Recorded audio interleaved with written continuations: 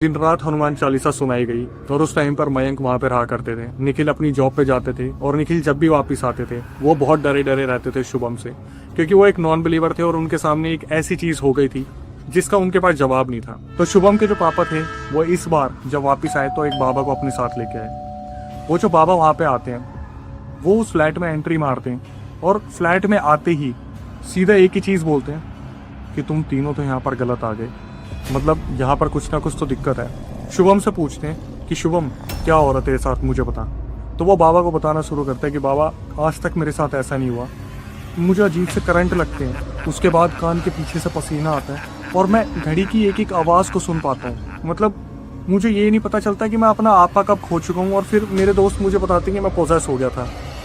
वो जो बाबा थे वो इधर उधर देखते हैं, ध्यान लगाते हैं और फिर बोलते हैं कि तुम लोगों को इस फ्लैट को खाली कर देना चाहिए, इस मकान में किसी का साया है।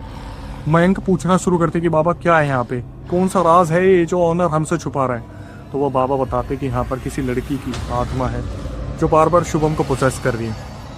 मैं किसी को कोई प्रूफ देने तो यहाँ पे नहीं आया, लेकिन मैं सिर्फ यही कहूँगा कि इस फ्लैट को जितनी जल्दी हो सके तुम लोग खाली कर दो। इन तीनों को धागे दिए गए और फिर ये बोला गया कि जितनी जल्दी हो सके इस फ्लैट को खाली कर देना। ये बोल के शुभम के पापा और जो वहाँ पर बाबा थे वो वहाँ से निकल जाते हैं वापस।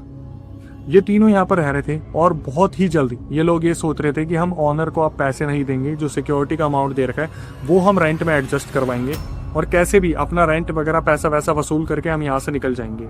लेकिन किस्मत के आगे किसकी ही चलनी होती है। 4 रात बाद जो 5वीं रात आती है, उस रात शुभम फिर दोबारा प्रोसेस हो जाता है। शुभम ने क्या करा, उस धागे को तोड़ा, हाथ में अपने एक ऐसी चीज़ मारी जिससे उनका हाथ कट जाए। वहाँ पर लहू गिरने लग रहा था, रक्त बहने लग रहा था और मयंक और निखिल ने जब ये चीज़